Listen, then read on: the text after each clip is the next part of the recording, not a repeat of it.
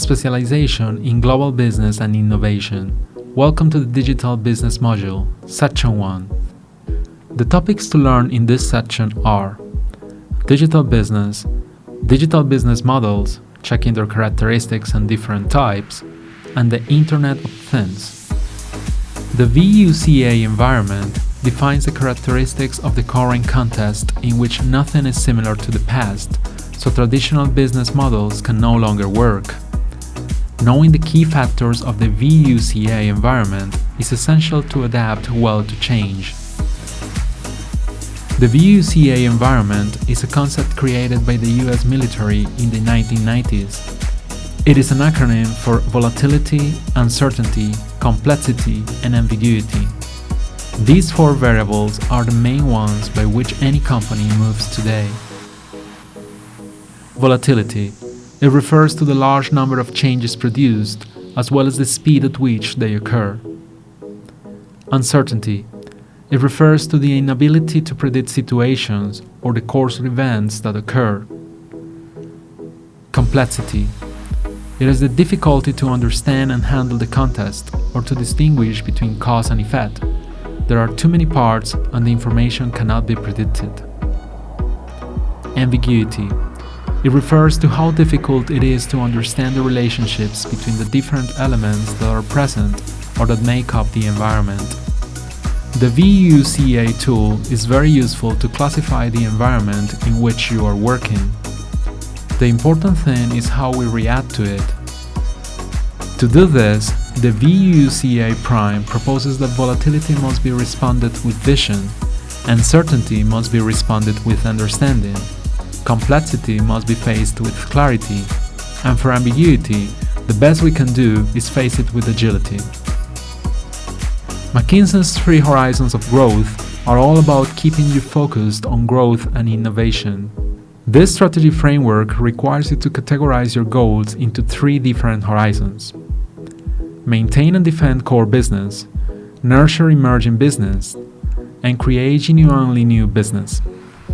Most of the immediate revenue-making activity will sit in Horizon 1. The goals in Horizon 1 will be mostly around improving margins, bettering existing processes, and keeping cash coming in.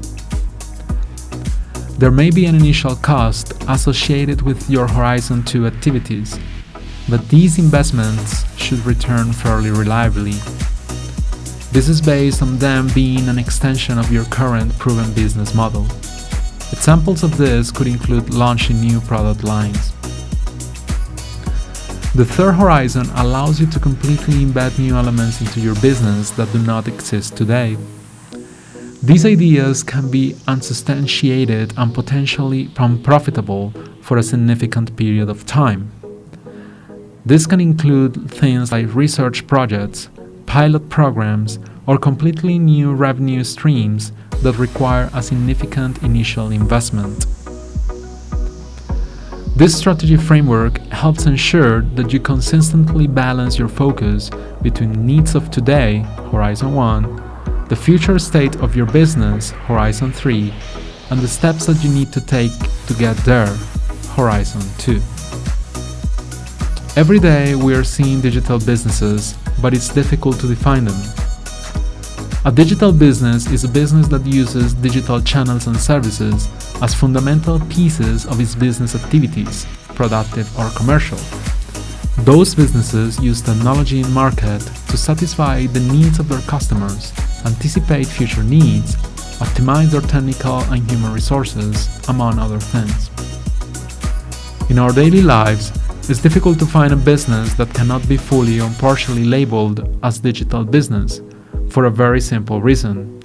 Practically all companies use digital technology to operate. Hundreds of tax plans and business projects that would not take place without it have popularized internet access. Organizations need to adapt to survive and succeed as their business domains, processes, and technologies change in today's world. Companies need to improve their ability to respond quickly to rapid environmental changes with high-quality business decisions that can be supported by adopting suitable business models for this new world of digital business. The digital era has meant that the availability of appropriate levels of information and knowledge have become critical to the success of the business. A business model is not a digital offer. A digital offer is just an addition to existing services or products, like an app for your product, a chatbot for contacting support, or an interface to control the product. There are 4 characteristics to have in mind when we are talking about digital business models. First, we find businesses whose services cannot be used without internet. Their value is created through digital technologies like Amazon, Google, or Facebook.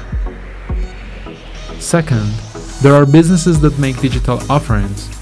For example, when you can check your energy consumption via an app, then it's a digital offering of your electricity provider.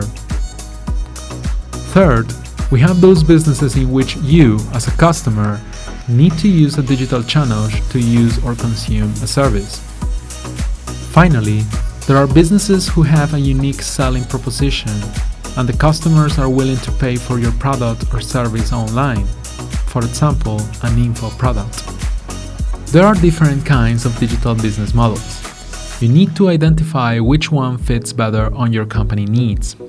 First, ad-supported model, when the consumer can use your services for free, for instance in Google or Facebook, because at the end, the consumer becomes the product, we show them ads. Second, freemium models, when your company offers a free limited version of the services to customers and they need to pay an upgrade to gain access to full services, for example Spotify. Third, on-demand models, when the consumer pays for the services when they need them or when they want them for a certain period of time. For instance, Apple TV, Fiverr. Fourth, e-commerce models, those are companies who sell products via an online shop. Fifth, marketplace models. The sellers and the buyers use a third-party platform to trade their goods and services. For example, Uber, eBay, and Linea. Sixth, digital ecosystems are one of the most complex, but also the most powerful digital business models now. Ecosystem orchestrators like Amazon, Alibaba, Google, Apple, Tesla, and many more are leveraging their customers with different services across the different platforms. With the knowledge and data, they can then upsell on existing customers and attract new ones due to the vendor lock-in effects their ecosystems create. Seventh, the sharing model is all about sharing, but in a business way. This system allows you to pay for a product, service, or offering for a set amount of time without really owning it. For example, Zipcar or Airbnb. Eighth, the experience model adds an experience to products that would not be possible without digital technologies. For example, intelligent cars. Ninth, all of us know the subscription model, like Netflix or Disney Plus, where the customer gets access through a monthly or annual pay. 10th, in the open source model, like Firefox, the code can be downloaded by users and the community can interact to improve it. Nowadays, we are all the time connected to internet, and it is possible to connect the TV, the fridge, the air conditioner, and control them from our cell phones. This is the Internet of Things. A traditional IoT system, such as a smart home, works by constantly sending, receiving, and analyzing data in a feedback loop. In the smart home, to predict the optimal time to control the thermostat before you get home, the IoT system can connect to the Google Maps API and thus obtain current information on traffic patterns in the area. In addition, you can use the long-term data that the car collects to understand your driving habits. IoT solutions for enterprises enable them to enhance current business models and create new relationships with customers and partners. However, their implementation has certain challenges.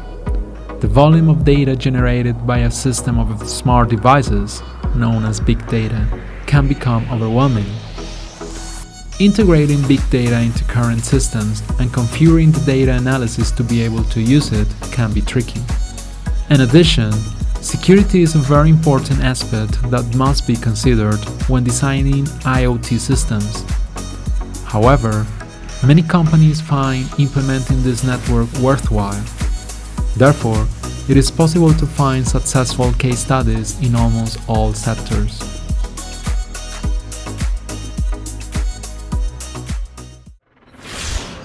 Universidad Santo Tomás, institución vigilada por el Ministerio de Educación Nacional.